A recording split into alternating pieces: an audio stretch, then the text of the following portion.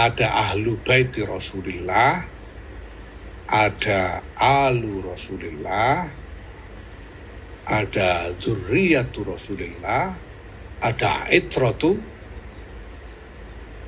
Rasulillah. Yang dibutuhkan oleh dunia, oleh umat adalah jawaban dari agama. Dan yang berhak menjawab atas nama agama itu sekali lagi adalah ulama. Perhatikan siapa yang diseru oleh Hadratus Syekh di sini. Faya ayyuhal ulama. Faya ayyuhal ulama. Maka wahai para ulama. Wahai para ulama. Wasadatul atqiya, dan sayyid-sayyid yang bertakwa. Siapa yang dimaksud sayyid ini? Sayyid dimaksud sayyid adalah dzurriyyatu Rasulullah sallallahu alaihi wasallam. Memang ada dari dulu, kita semuanya mengaku, para ulama kita ada dzurriyyah Rasulullah sallallahu alaihi wasallam. Ya, siapa mereka itu? Saya mendapat keterangan dari Sayyid Syekh Maimun Jubair tentang hal ini. Saya sudah pernah sampaikan, ada di YouTube sudah itu, saya lihat tempoh hari itu. Jadi ada ahlu baiti Rasulillah, ada alu Rasulillah, ada dzurriyyatu Rasulillah, ada itratu Rasulillah. Ya. Ahlu baiti Rasulullah itu siapa? Ahlu baiti Rasulullah itu ya beli. Jadi pada ada satu riwayat Rasulullah pada satu ketika melingkupi dengan selendang. Beliau bersama Sayyidina Ali, Siti Fatimah dan dua orang putra mereka Hasan dan Husain. Dan Rasulullah mengatakan hadza ahlu baiti. Jadi ahlu bait Rasulullah yaitu Kanjeng Nabi sendiri, Sayyidina Ali, Sayyidatina Fatimah, Sayyidina Hasan dan Sayyidina Husain radhiyallahu anhu. Itu ahlu bait Rasulullah sallallahu alaihi wasallam sebagaimana yang dinyatakan sendiri oleh Rasulullah sallallahu alaihi wasallam. Nah, kemudian ada alu Muhammad. Menurut Maimun Jubair, alu Muhammad ini adalah dari Bani Hashim, itu semuanya alu Muhammad, Bani Hashim dan Bani Abdul Muthalib. Ini alu Muhammad. Ini termasuk Sayyidina Abbas dan keturunannya, ini alu Muhammad. Sepupu-sepupunya Kanjeng Nabi dan lain sebagainya. Ini alu Muhammad. Ya tentu saja yang mukmin ya. Abu Lahab gak termasuk. Yang mukmin Sayyidina Hamzah itu alu Muhammad. Keluarga dari Bani Hashim dan Bani Abdul Muthalib. Kemudian ada dzurriyyatu Rasulullah sallallahu alaihi wasallam. Siapa dzurriyyatu Rasulullah ini? Siapa saja yang lahu nutfatun nubuwah.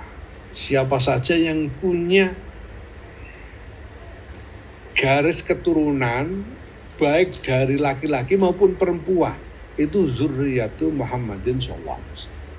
Kita tahu bahwa kalau yang diklaim sebagai keturunan Nabi yang terkenal sekarang ini adalah dari keturunan Sayyidatina Fatimah. Ya, itu berarti perempuan.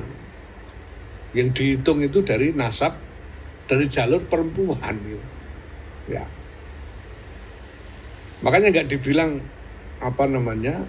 dzurriyyatu Ali, nggak dibilang dzurriyyatu Ali karamallahu wajhahu, dzurriyyatu Muhammad, walaupun dari perempuan Siti Fatimah. Dan putra Siti Fatimah yang kemudian punya keturunan itu bukan cuma Sayyidina Hasan dan Sayyidina Husain, ada yang lain, ada Ummu Kulsum dan lain-lain yang punya keturunan juga. Kemudian Maimun juga menyebut Siti Ruqayyah dan Siti Zainab itu juga ada keturunannya. Ini semuanya dzurriyyatu Rasulullah. baik dari jalur laki-laki maupun perempuan. Ya, makanya saya katakan bahwa kiai-kiai di Nusantara ini insya Allah dzurriyyatul Rasulullah semua. Karena dari dulu ada tradisi campur yang tidak karu-karuan. Sudah tidak ada lagi parameter bahwa laki-laki perempuan dari Bani Hashim atau Bani Mustafa di Nusantara atau Bani Abdul Muthalib di Nusantara ini, perempuannya harus menikah dengan laki-laki dari Bani Hashim juga. Itu dari dalam tradisinya tadinya tidak ada di Nusantara. Kenapa lah, orangnya belum banyak. Nah sekarang kalau ada Bani Hashim punya anak perempuan mau dikawinkan dengan Bani Hashim laki-laki, sudah tidak ada lagi, ya terpaksa dikawinkan orang Jawa. Dikawinkan sama orang Sunda, orang Minang dan lain-lain. Jadi ini udah campur. Tapi semuanya dari keturunan itu memiliki nutfah nubuwah, ini yang semuanya berhak disebut sebagai dzurriyyatu Rasulullah SAW. Itu sudah biasa dari dulu, itu campur karu-karuan. Ya makanya juga jadi saya sempat pernah mengulas tentang nggak usah baca-baca lah soal ini, pokoknya tahulah ini Sadatul Atqiyah ini yang maksud adalah itu. Kemudian ada itratu Rasulullah SAW, karena Rasulullah bersabda ataraktu lakum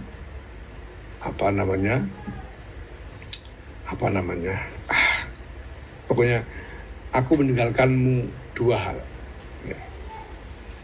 Idza tamassaktum bima lam tadil. Kalau kalian berpegang teguh pada dua ini, kalian tidak akan sesat. Yaitu apa? Kitabullah wa itrati. Rasulullah. Kitabullah wa itrati. Kitabullah Quran wa itrati, dan itrahku. Kama qala sallallahu alaihi wasallam. Nah, itrah ini menurut Kiai Maimun adalah keturunan Rasulullah yang dari generasi ke generasi ini alim semua. Sampai ke Sayyidina Ali karramallahu wajhain, sampai itu alim terus, nggak ada yang goblok, itu namanya itroh itu. Kalau dari generasi alim terus itu baru itroh. Kalau ada yang goblok, ada yang nggak karu-karuan, ya itu bukan itroh namanya. Yang dipegang itu yang itroh ini, yang alim terus dari generasi ke generasi. Ya maka di sini dikoyidi, ulamanya nggak dikoyidi, ayyuhal ulama, titik, nggak ada koyid. Tapi wasadatul atqiyah, dan sayyid-sayyid yang bertakwa, dikoyidi dengan atqiyah. Di sayyid yang nggak bertakwa nggak diajak, cuma yang takwa aja yang disuruh itu, ya gitu. Ya gimana lagi, memang begitu.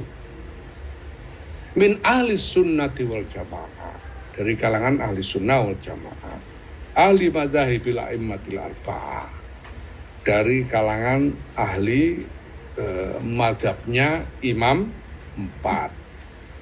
Antum, anda semua, qad akhadtum, telah mengambil anda semua al-uluma, ilmu-ilmu, liman, dari orang-orang qablakum sebelum anda, waman qablakum, dan orang-orang sebelum anda, liman qablahu, dari orang-orang sebelumnya.